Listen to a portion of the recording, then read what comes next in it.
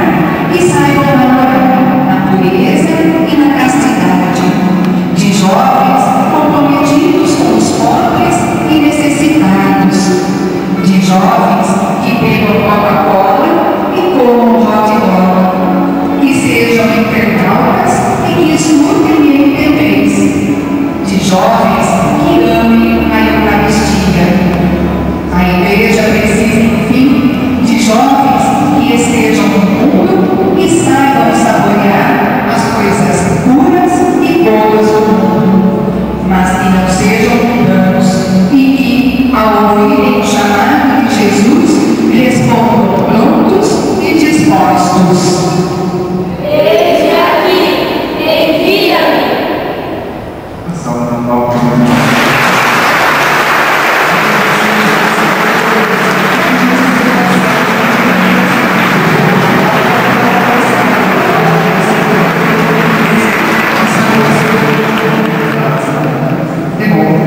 Deus abençoe, tá bom? Não tenham vergonha, não tenham medo, né? Se lancem nas mãos de Cristo. E esse é só o começo, tem muita coisa ainda, né? Com esses catequistas todos jovens, com esse grupo também, né? O retiro, o grupo pega fogo, né? Depois pega fogo, tá bom? Os pais também, confiem na igreja, confiem na gente, tá bom? Nós vamos tentar, vamos conseguir passar o melhor para os filhos de vocês.